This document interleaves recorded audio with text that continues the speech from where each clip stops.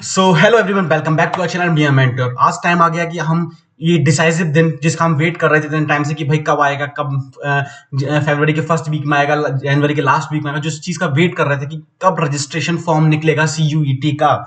तो वो दिन आ गया है, फाइनली सीयूईटी का रजिस्ट्रेशन फॉर्म आ चुका है, सारी अपडेट्स आ चुकी हैं, मैंने ऑलरेडी आपके लिए स्लाइड्स खोल रखी है। देखिए, तो पहला जो नोटिस आया वो क्या आया है, देखिए नोटिस ये आया कि 9 फरवरी से लेके आप 12 मार्च तक, मैं आपको यहाँ पर हाईलाइट कर रहा हूँ चीजें, ठीक है। देखिए ये मैं हाँ देखिए, ये 9 फरवरी से लेके 12 मार्च तक आप अपना फॉर्म, रजिस्ट्रेशन फॉर्म फिल कर सकते हैं। इसका मतलब क्या है कि आप इस पीरियड में बीच में कभी भी फॉर्म फिल कर सकते हैं। दूसरा पॉइंट ये कि आप पेमेंट किस तरीके से करेंगे। देखिए, credit, debit card, net banking और यूपीआई के माध्यम से शुल्क के सफल लेन देन की अंतिम तिथि, मतलब कि आप पेमेंट कब तक कर सकते हैं, कौन सी लास्ट डेट है जब आप पेमेंट कर सकते हैं, तो वो 12 मार्च आपकी लास्ट डेट है पेमेंट करने की। मतलब 12 मार्च क्या, 12 मार्च 11:50 रात, ठीक है। तो आप दो पॉइंट हमने क्लियर किए कि 9 से लेके 12 मार्च तक आप रजिस्ट्रेशन फॉर्म भर सकते हैं और 12 मार्च को आप एक लास्ट डेट है आपके फीस फिल करने की, ठीक है। यहाँ पे टाइम भी देख लीजिए क्या मेंशन है, ठीक है। अब देखिए, अब परीक्षा के शहर की घोषणा, इस पॉइंट को देखिए कि आप 30 अप्रैल को यानी कि 30 अप्रैल को आपके सेंटर की आपको जानकारी दे दी जाएगी, आपको नोटिफाई कर दिया जाएगा कि आपकी सेंटर कहां पड़े, कौन से शहर में पड़े, कौन सी जगह पड़े, जो भी आपने चूज किए होंगे वो सेंटर्स, ठीक है।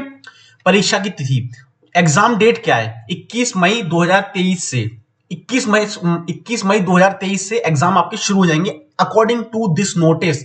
अभी जो नोटिस आया कि ये 21 मई 2023 है, ऐसा पिछली बार भी कई बार हुआ था कि एग्जाम डेट थोड़ी आगे भी शिफ्ट हो गई थी, ये हो सकता है। पर अभी हमारे पास ऑफिशियल नोटिस है उसको तो हम यही मान के चलेंगे कि यही एक इनका, हम तो किस चीज बिलीव करेंगे, जो हम स्टूडेंट्स हैं और मैं हूं, किस चीज जो ऑफिशियल नोटिस है उस पर बिलीव करेंगे। तो अभी हमें मान के चलना है कि 21 मई तक अपने एग्जाम शुरू हो जाएंगे, ठीक है। चलो बाकी और देख लेते हैं क्या क्या निकला। देखिए, बाकी ये आपकी जो थोड़ा सा है आप पढ़ लीजिए इसको, जो मेन चीज थी वो मैंने आपको बता दी है, ठीक है। चलो अब चलते हैं रजिस्ट्रेशन फॉर्म पे। रजिस्ट्रेशन फॉर्म मैंने ये खोल रखा है, इसको बैक कर लेते हैं, ठीक है। आप देखो, हाँ देखिए, आप सीयूईटी की वेबसाइट खोलेंगे, CUET-samarth.ac.in। आप अपने फोन में जाइए, लैपटॉप में जाइए, वहां पे टाइप कीजिए CUET.samarth.ac.in, ठीक है। उसके बाद आपको कुछ ऐसी वेबसाइट खुल के आएगी, ठीक है। ये मैं आपको बता रहा हूं प्रोसीजर रजिस्ट्रेशन फॉर्म फिल करने का, ठीक है। चलो अब उसके बाद क्या है, देखिए कैंडिडेट लॉगिन है ना। अच्छा, एक सेकेंड,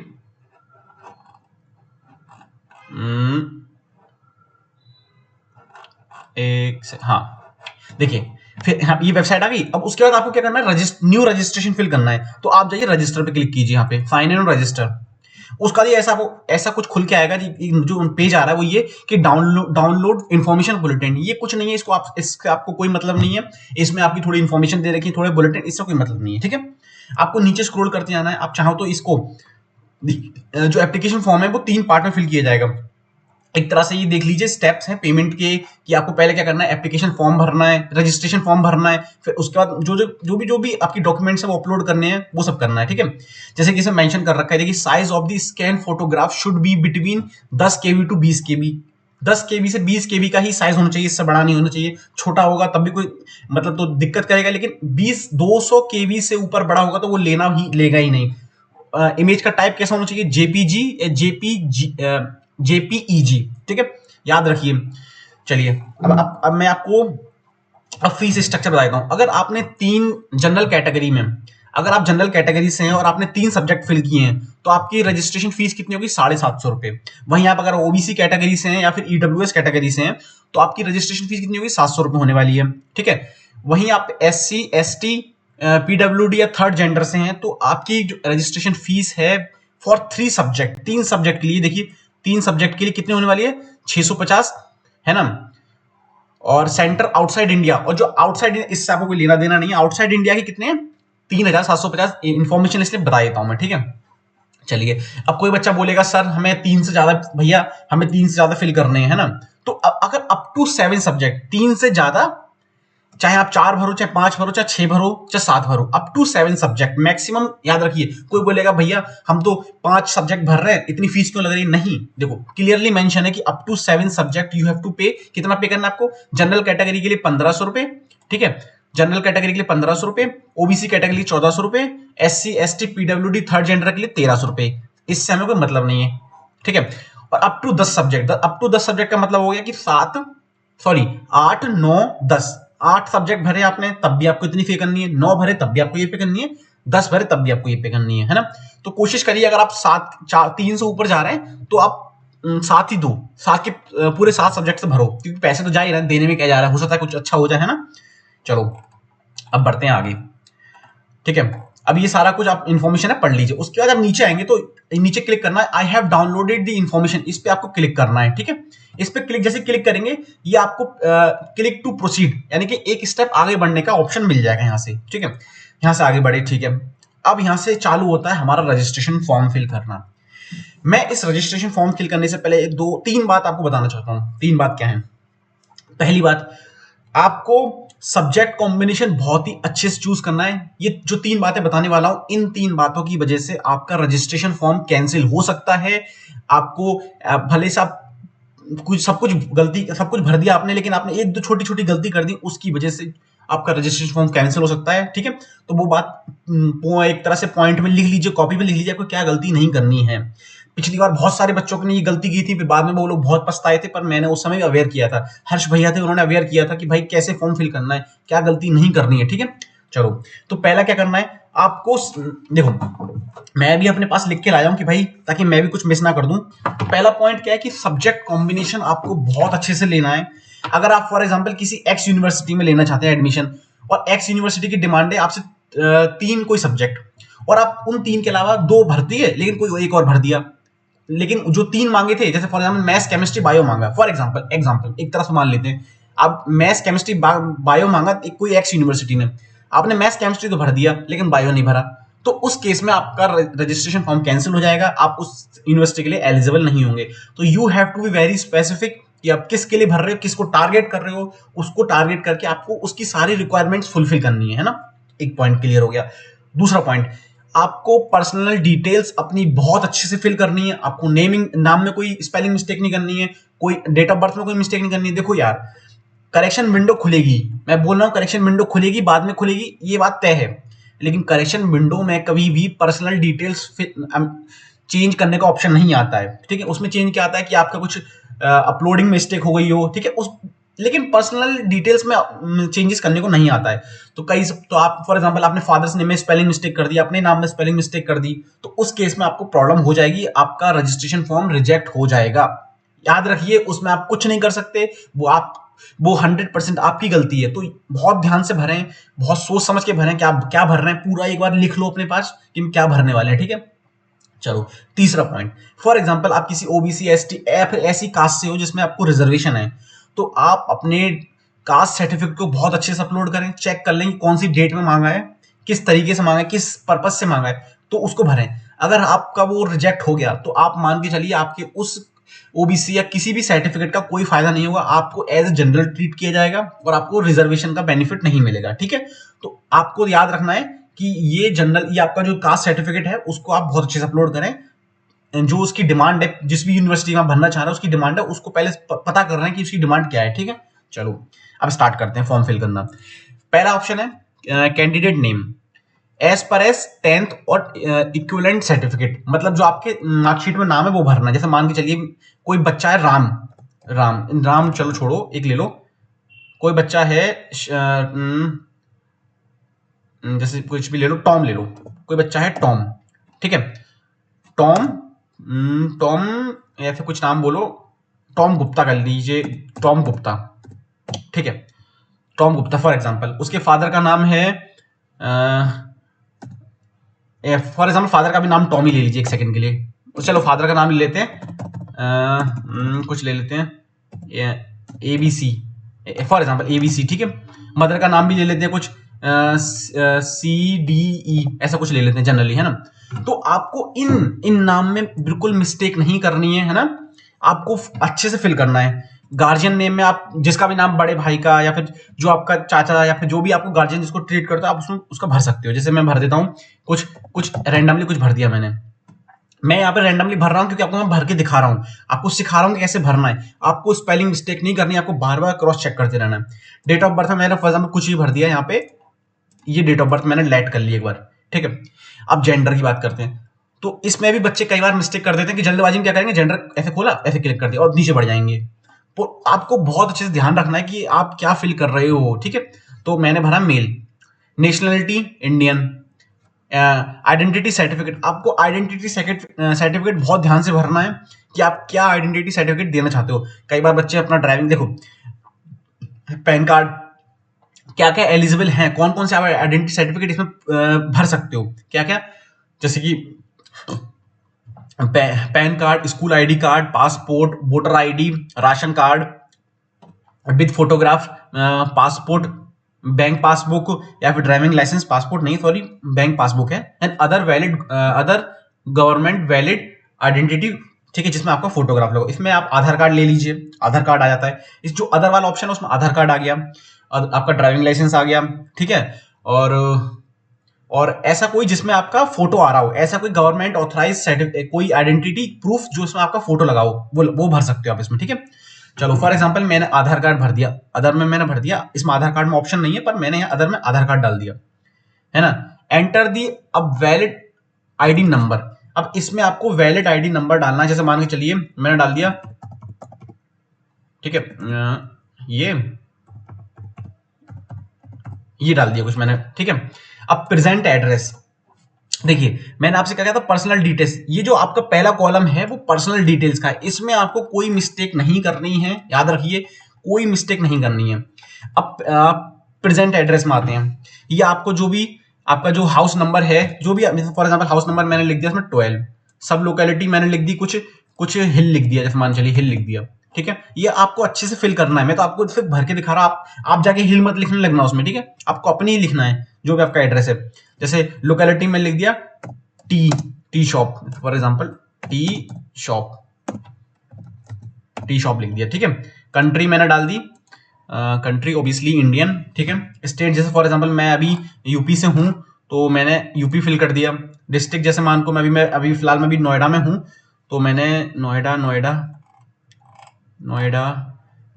अच्छा पिन कोड डाल देता अपना, नोएडा का 201 301 पिन कोड है, मैंने फिल कर दिया, ठीक है। District can not be blank, अच्छा ब्लैंक भैया, ब्लैंक नहीं कर रहे हैं, भर रहे हैं, ठीक है। तो आपको ये सारी चीजें भी क्रॉस चेक करनी है। देखिए गौतम बुद्ध नगर आ रहा होगा, हाँ गौतम बुद्ध नगर आ गया। जैसे फॉर ईमेल आईडी नोट करनी है, फिर कुछ भी मैं ईमेल आईडी फिल कर देता हूँ उसमें, @gmail.com, ठीक है।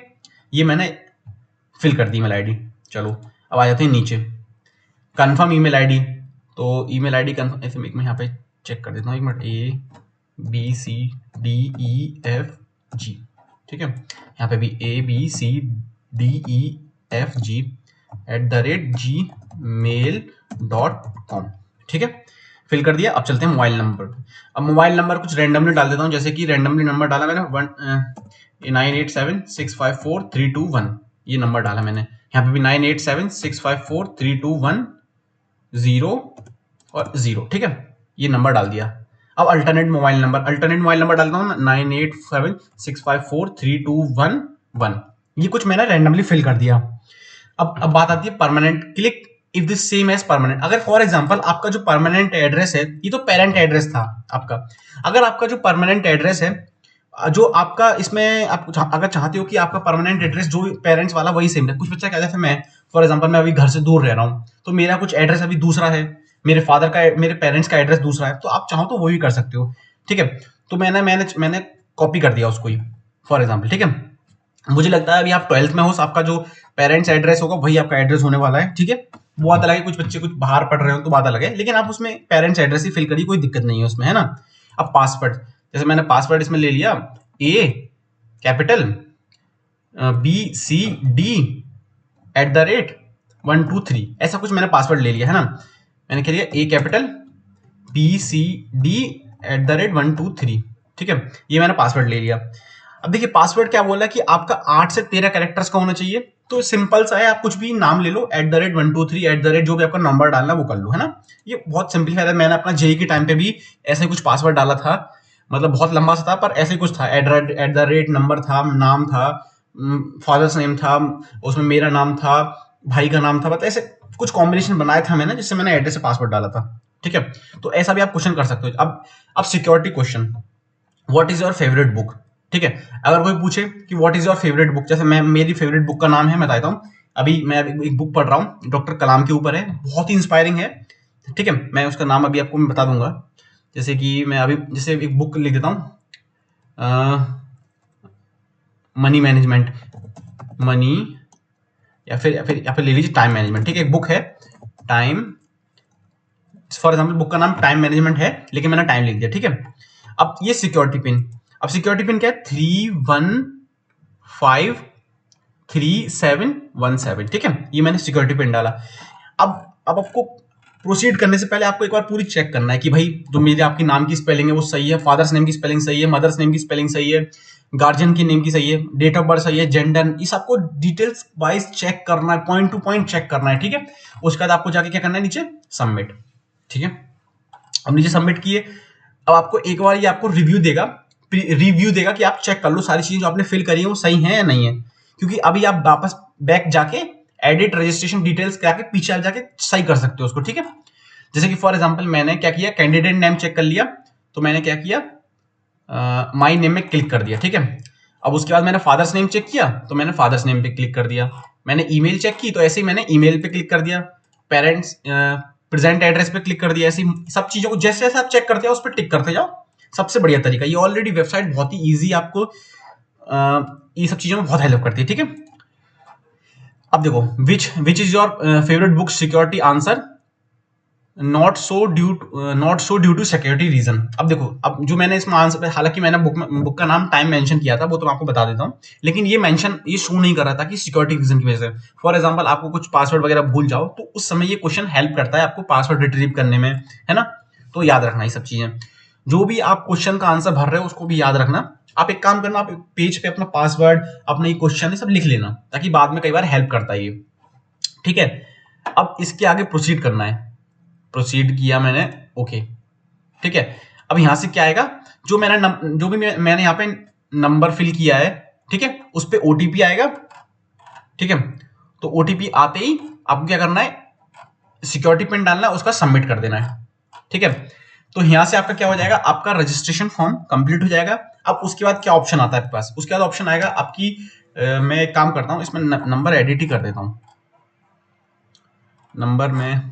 ठीक है, मैं नंबर शो नहीं करना चाह रहा, पर ठीक है, चलो ठीक है, कोई बात नहीं, यहां तक हो गया आपका काम। चलो चलो मैं एक मिनट एडिट कर देता हूँ उसको, नहीं चलो छोड़, यहीं रहने देते हैं।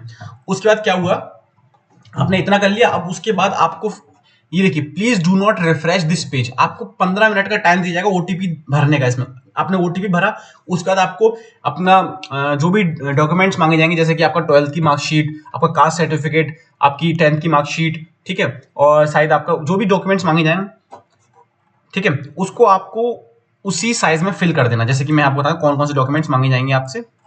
देखिए एक सेकंड मैं आपको दिखाता हूँ यहाँ पे डॉक्यूमेंट्स कौन कौन से मांगे जाएंगे। देखिए, upload scan image of candidate photography, signature, category certificate. देखो, ये देखो,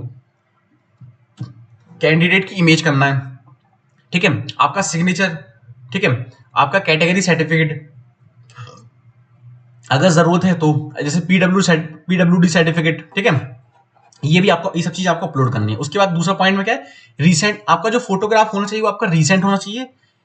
ये आपका पास ऑप्शन है कि आप कलर भी रख सकते हो या ब्लैक एंड व्हाइट रख सकते हो। और हाँ, उस फोटोग्राफ में 80% आपका फेस होना चाहिए, मतलब कि आपकी फेस एकदम क्लियरली विजिबल होना चाहिए, आपको कोई भी आइडेंटिफाई कर सके, ऐसा होना चाहिए। और मास्क नहीं होना चाहिए। देखिए, क्लियरली मेंशन है यहाँ पे कि विदाउट मास्क। ठीक है, चलो अब देखो, स्कैन फोटोग्राफ एंड सिग्नेचर, ये बात आपको क्लियर बता दी कि आपको फोटोग्राफ क्या क्या अपलोड करना है, फोटोग्राफ, सिग्नेचर। अब देखो थर्ड पॉइंट पे क्या है, size of the photograph should B, ये आप चेक कर चुके हैं, 10 KB से 200 KB में होनी चाहिए। ठीक है, अब उसके बाद देखो सारी चीजें क्लियर हो गई। देखो अब मैंने क्या क्या बताया आपको। देखो यहाँ जो मेंशन है वो क्या है, photograph, signature, category certificate, PWD certificate if applicable. ठीक है, तो ये सब चीजें आप अपनी रेडी रखिए। अगर आपसे मांगी जाए, जो कि मांगी जाएंगी, तो आप उसको एक पीडीएफ फॉर्म में या फिर अपने इमेज फॉर्म में अपलोड करिए, उसको जो साइज है उसमें अपलोड करिए।